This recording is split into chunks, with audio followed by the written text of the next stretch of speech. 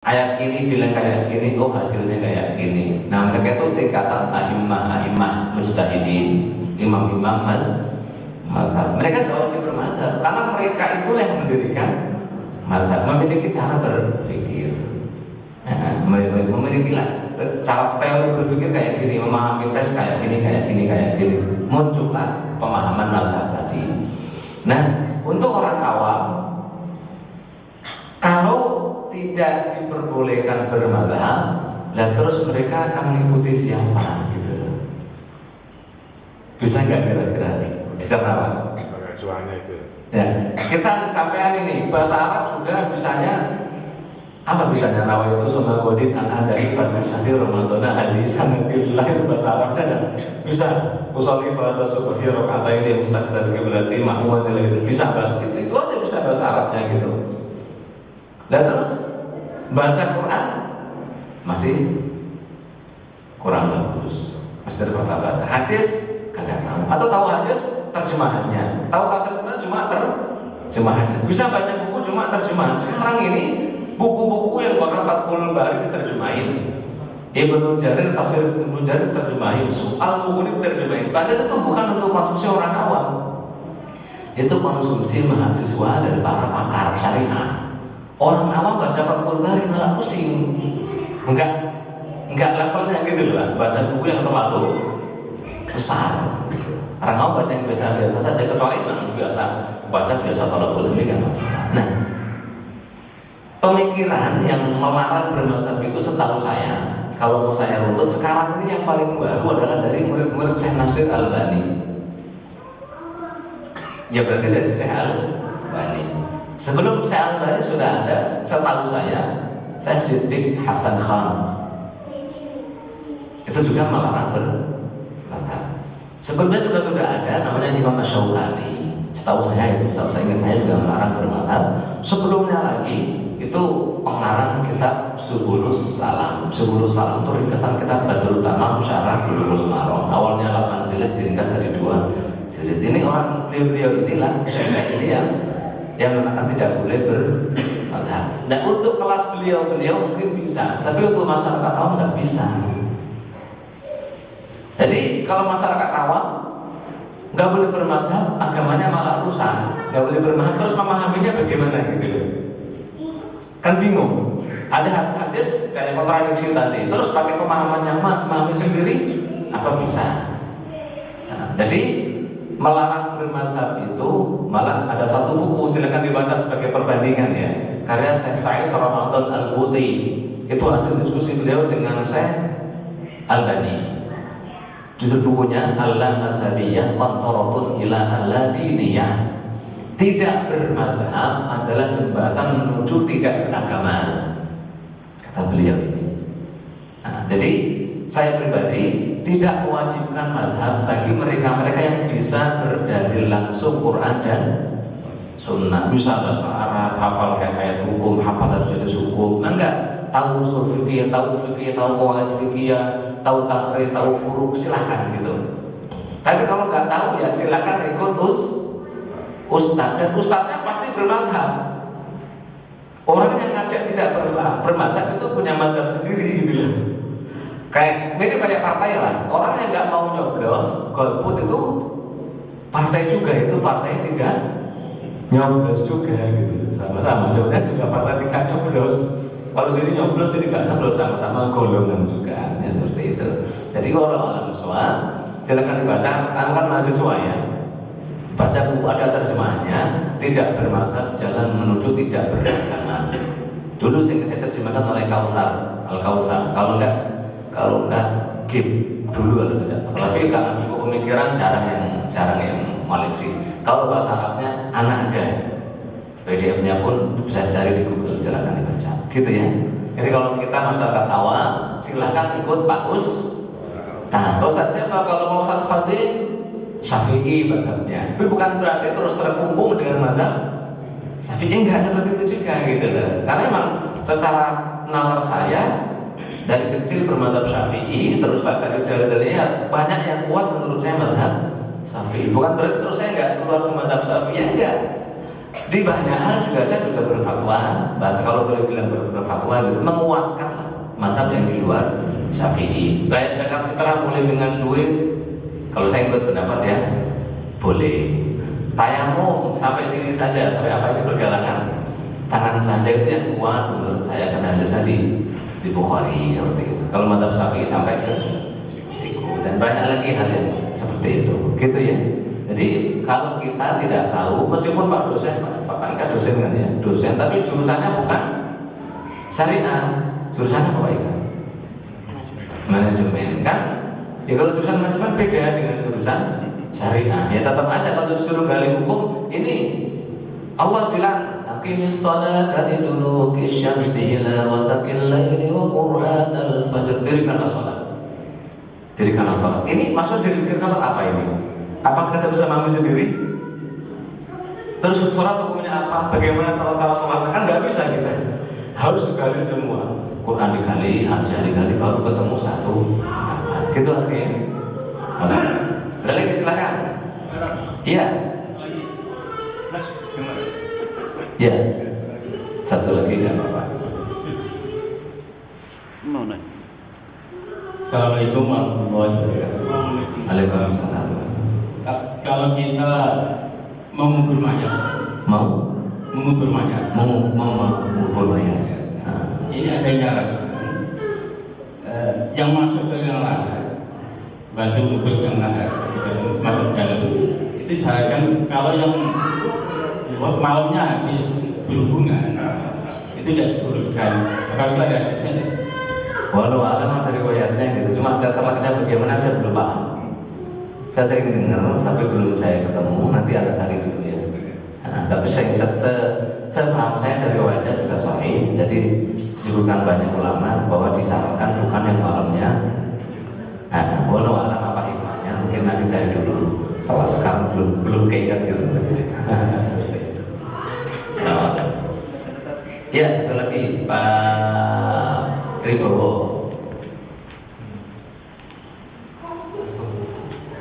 Assalamualaikum. Waalaikumsalam. Saya akan tanya Ustaz, jadi menjelang Lebaran ya, Iya. supaya bisa di grup ya, yang pas untuk bisnis kita ya, itu pas Lebaran itu, sampainya apa sih Pak? Nyala izin atau Ahlul Batin atau Taqwallahu binawa.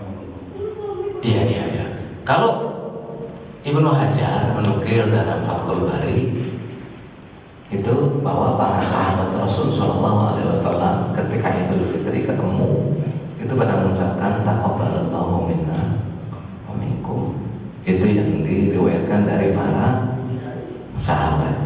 Itu taqabbalallahu minna wa minkum, semoga amalan kita maksud amalan Ramadan ini ya, sholat tarawihnya ya apa itu semoga diterima. Nah terus kita kok punya amalan sendiri, punya tahniah sendiri, ucapan sendiri. Ucapan kita kan kadang minal aidin wal faizin, terus tambahin mohon maaf lahir dan batin. Kemarin ada yang nge-share tulisan, bahwasannya itu salah gitu. Ada seorang ustaz yang nge-share tulisan itu salah gitu. Ini terus kemudian saya coba juga membuat catatan di bawahnya, itu sudah saya catat bawahnya gitu. Ada tulisan agak panjang, ada catatan bawahnya, tak share lagi ulang gitu. Nah, bahwa gini, kalau dibilang minal aidin wal faizin, itu kita kembali dari apa gitu. Mau kembali kepada hawa nafsu lagi. Kan saya bertanya seperti itu. Itu pertanyaan yang tidak setelahnya ditanyakan gitu loh. Karena kita bersepakat secara tidak tertulis bahwa minal aidin wal faizin itu kita berdoa semoga kita diantara orang-orang yang kembali ke fitrah kan, aidin fitrah, dari banyak dosa kembali ke suci yang itu, wal faizin, dan semoga kita diantara orang-orang yang faiz. Faiz artinya apa Pak? Faiz beruntung. Beruntung dengan masuk surga. Jadi itu sebenarnya doa. Jadi kalau ada orang yang masih nanya, lagi menang melawan apa? Melawan bulan Ramadan? Ya nggak ada yang bilang menang lawan Ramadan. Pasti kita kita berdoa semoga termasuk orang-orang yang menang melawan hawa nafsu. Nanti tidak akan juga di grup Al-Walidah ya tanggapan anak masalah ini gitu. Terus dibilang minta maaf kok harus lebaran, nggak ada yang mewajibkan. Memang nggak ada yang mewajibkan gitu ya.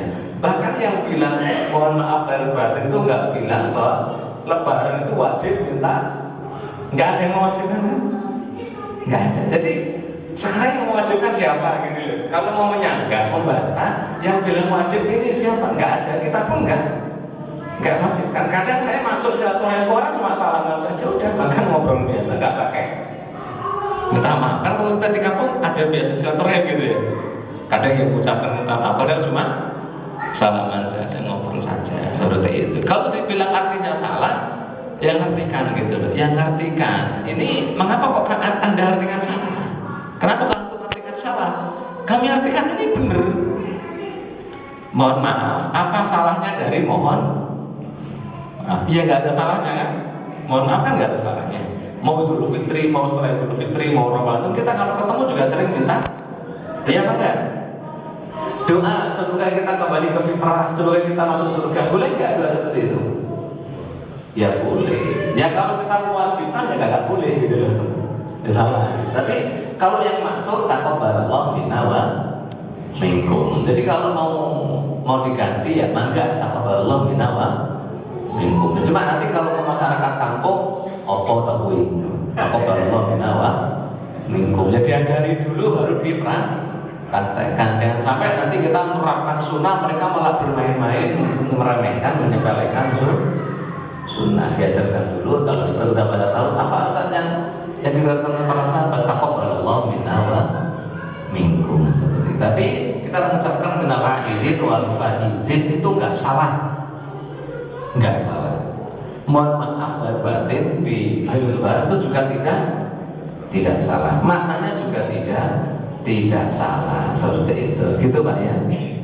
Gabung aja taqabbalallahu minna wa minkum. Tambah itu enggak Pak, siyamana wa siyamakum wa qiyamana wa qiyamakum enggak masalah. Sedangkan kalau tamu orang Arab itu banyak doanya kalau ketemu. Hampir 5 menit itu cuma saling doa gitu. Semoga diberkahi, semoga keluarga sehat, semoga saling lempar doa biasa seperti itu.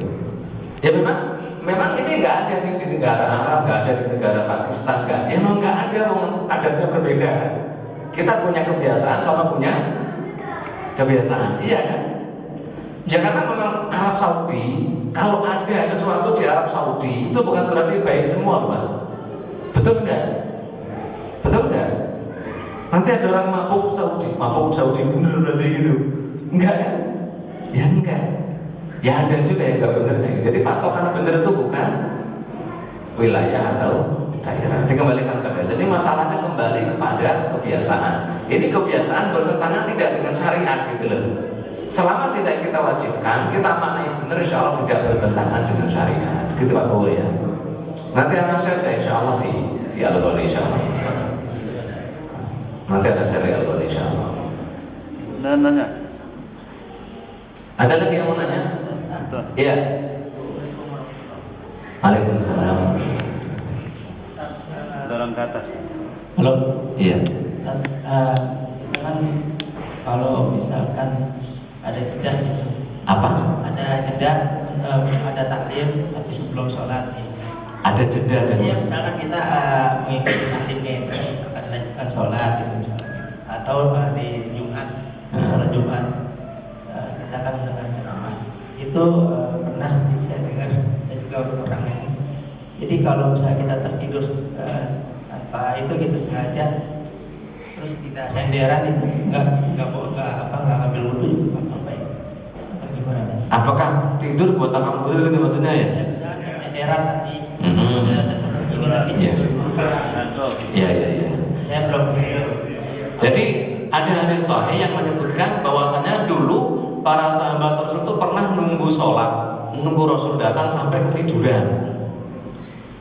Jadi ketika qomat langsung sholat tanpa wudhu, berarti tidur tidak batalkan sholat. Tapi Rasul pernah menyebutkan juga dalam hadis sahih dalam masalah membasuh khuf, mengusap sepatu. Jadi mengusap sepatu itu ya Kalau sekedar tidur atau apa gitu, nggak perlu dilepas, cukup berwudu saja diusap. Nah, berarti tidur membatalkan wudu. Kontradiksi kayak tadi itu, kayak megang apa tadi kemaluan. Akhirnya dimaknai, dikompromikan. Tidur yang membatalkan wudu adalah tidur. Ini ada hadis dhaifnya sebenarnya untuk mengkompromikan ini. Al-ainu wajhul sah gitu. Jadi mata itu memang seolah menjadi pengikat kesadaran gitu. Kalau memang matanya benar-benar tidur terlelap pulas sampai nggak sadar, itu tidurnya batal. Dan tidur yang terlelap pulas itu biasanya tidur sambil berbaring.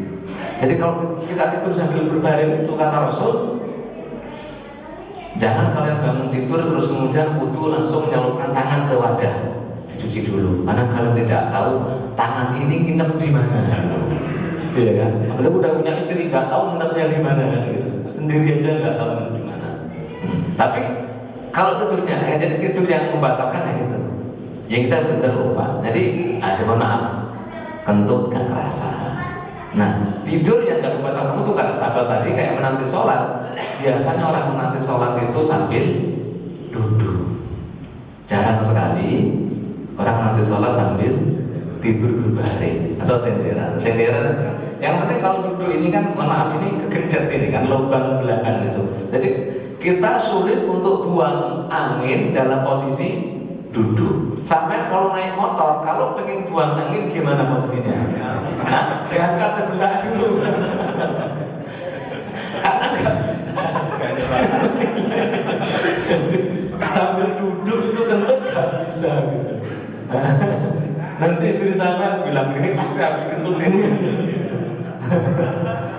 Pernah ngalamin semua Pak ya? Pernah ngalamin semua. Jadi yang tidak membatalkan kalau tidurnya tidur ayam. Jadi kita tahu kalau mau kentut itu tahu seperti itu. Gitu Pak ya. Walaupun kesadaran, selama kalau kita kentut bakal sadar itu nggak membatalkan itu. Kita tahu kalau bersadarannya apa tubuhnya bersandar, kakinya juga ke atas. Nah itu bisa jadi. Kalau keluar nggak sadar juga gitu. Seperti itu.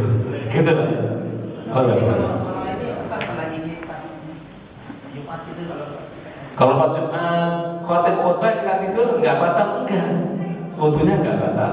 Tapi terus jangan jadi terus penyemangat untuk tidur kata Pak Ustaz. Nggak batal dia tidur aja khotibnya ya jangan. Ya jangan dulu deh. Jadi sampai mimpi. Ya kadang sampai mimpi apa selama masih duduk nggak masalah insyaallah. Ada lagi? Dari tadi dikatakan Apa? Rokok.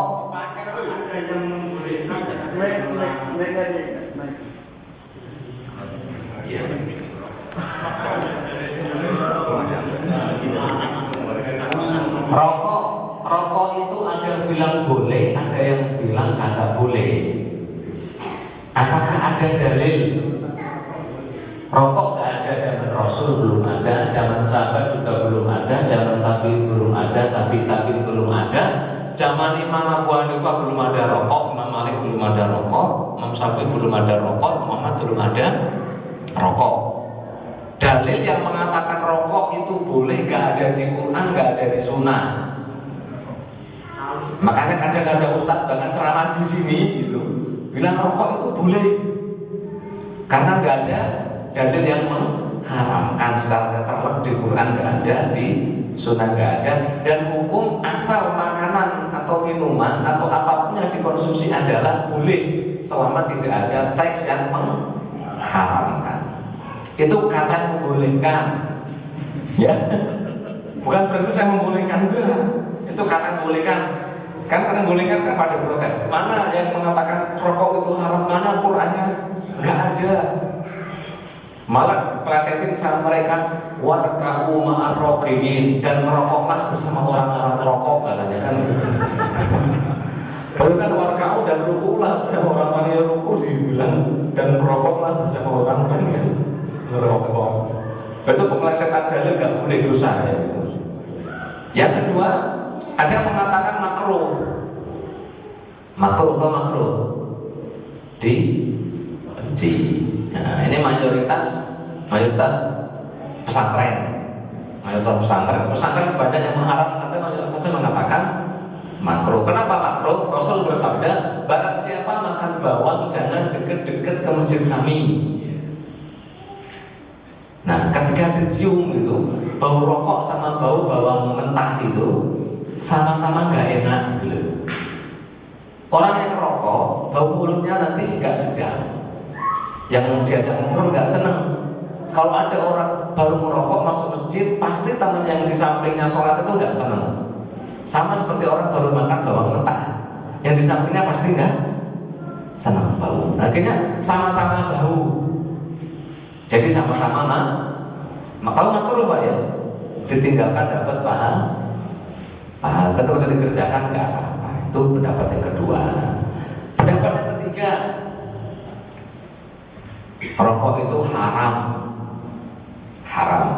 Kenapa? Apakah ada dalilnya? Ada Qur'annya? Ada. Yang pertama, kata yang mengharamkan, merokok itu mubazir, dan mubazir temannya setan. Nggak ada satupun orang yang bilang merokok itu bermanfaat dan tidak mubazir. Satu bungkus surya berapa gudang garam? Yang merokok berapa Pak gudang garam surya? 10.000 jarum kayaknya ya. Atau bentul itu 10.000 15 gitu ya, atau 20. Kalau di Saudi itu sekitar 50.000 atau dia kalau dirupiahkan. Itu apa surya itu. Nah, di sini cuma 15 sehari habis. Ada yang sehari 2 bungkus. Pergi kemana tuh duit? Dibakar. Dapatnya apa kita? Dapat dunia karena yang dapat dunia artis yang ngerokok dipoto, dapat duit dia. Tapi kalau yang ngerokok enggak. Jamaah saya itu kerja di Jarum. Kata dia, bos Jarum itu gak ngerokok. jadi apa? Yang buat rokok saja nggak ngerokok. Kan ada tulisan di bawahnya itu. Jadi mengapa kok haram? Pertama kan mubazir. Ya pertama, mubazir karena haram, karena mubazir itu kan nggak boleh temennya setan, berarti yang rokok juga temennya nggak boleh. Itu dalil pertama. Yang kedua, rokok itu khaba'is, menjijikkan, jorok, hal yang buruk. Dan di Quran disebutkan tugas Rasul itu wa yuharrimu 'alaihimul khaba'is, mengharamkan hal-hal yang khaba'is, yang menjijikkan, yang enggak bagus. Apa buktinya menjijikkan? Enggak bagus, silakan. Kalau sampai punya anak kecil, balita di bawah 5 tahun kasih rokok, saya mah rela enggak? Rela? Enggak rela. Mengapa enggak boleh merokok? Pasti orang tuanya ngerokok pun mengatakan tidak baik. Iya kan? Semuanya mengatakan tidak baik. Itu dalil yang kedua. Dalil yang ketiga, rokok itu racun. Nah kalau ini adalah ijma'nya para dokter muslim dan dokter kafir ijma'. Sepakat. Nggak ada satu dokter pun baik muslim maupun kafir mengatakan rokok bermanfaat. Ada? Setahu saya nggak ada. Nah, dan Allah berfirman, wala taqtulu anfusakum, jangan membunuh diri sendiri. Dan sudah banyak penelitian bahwa rokok itu mengurangi umur. Rata-rata umur negara di sekian, negara tertentu umur sekian. Untuk para perokok khusus, dia akan lebih cepat gitu umurnya gitu. Kalau ada seorang kiai bilang rokok itu ya punya kelebihan. Ya, terlepas hukumnya apa silakan pilih gitu ya. Yang pertama, orang rokok itu rumahnya aman. Yang kedua, betah melek. Yang ketiga, cepat apa husnul khotimah. Ya betah melek karena nggak ada orang tidur sambil ngerokok. Rumahnya aman, kalau masih ada asap rokok, orang maling nggak berani masuk. Cepat husnul khotimah itu kalau sakit nggak lama-lama cepat sek mati. Seperti itu biasanya, seperti itu kata kiai itu ada yang kiai bilang begitu. Jadi kalau saya menguatkan rokok itu haram, menurut saya rokok itu haram, dan itu juga bahkan pemerintah juga menggalakkan untuk tidak merokok. Bahkan juga ada, seingat saya ada perda ya kalau tidak salah, merokok tempat umum itu bisa didenda seperti itu. Dan itu juga mengganggu anak kecil, mengganggu orang hamil, mengganggu yang tidak merokok. Jadi dan yang keempatnya itu menyakiti orang lain. Dan Rasul juga mengatakan jangan kalian menyakiti orang lain. Orang yang paling buruk, orang Islam yang paling buruk adalah yang tetangganya merasa tersakiti. Dan orang merokok itu setiap hari nyakiti tetangganya yang tidak senang merokok. Kalau sama-sama merokok malah bagi-bagian gitu ya. Kalau yang nggak senang merokok menyakiti. Gitu lah ya. Minimal 4 dalil itu saya rasa cukup untuk mengatakan rokok itu haram. Kalau disamakan dengan bawang, secara bau sama, tapi bawang kita makan sehat, betul? Rokok sampai makan keracunan apa ya? Jadi beda gitu. Beda. Jadi setelah saya tafsir saya jawab yang makruhkan tadi. Kalau bawang, iya, bawang dimakan mentah sehat, dimasak sehat. Rokok silakan sampean masak. Masukkan ke bumbu. Bisa jadi racun gitu ya. Jadi itu kias ma'al kias yang berbeda. Yang mengatakan nggak ada Quran, nggak ada hadisnya, nggak ada Quran, nggak ada hadisnya. Ada, sudah ada Qurannya. Nggak ada teks rokoknya. Tak bilang narkoba juga nggak ada. Apakah juga halal? Ada nggak? Ya ayyuhalladzina amanu istanibu narkoba, nggak ada. Ya orang beriman jauhi narkoba, nggak ada. Adanya jauhi minuman keras, tapi karena minuman keras, narkoba lebih parah daripada minuman keras, ya akhirnya nggak boleh juga seperti itu. Gitu Pak ya. Nah, jadi kalau semua hal harus ada di Quran, Qurannya mau berapa jilid? Bebek harus ada, entok harus ada, beriwis juga harus ada, burung gemuk juga harus ada, burung puyuh juga harus ada. Ya Qurannya mau berapa jilid gitu. Ya sudah ada kaidah-kaidah umum ini yang khobatis tidak boleh, yang racun tidak boleh, dan jelas seperti itu. Gitu Pak ya. Wallahu a'lam. Gitu Pak. Silakan pilih yang mana. Tapi yang pendapat pertama, yang kedua itu lemah, pendapat yang kuat yang ketiga menurut saya. Gitu Pak ya. Alhamdulillah. Ada lagi? Karena rokoknya pada anu ya. Karena pada rokok jadi pada jengkel itu misalnya bilang haram gitu. Enggak ada tiga pendapat, silakan pilih. Cuma saya bilang mengenai yang ketiga. Ada lagi Pak? Ibu-ibu, jadi terus semua. Enggak ada. Farahi.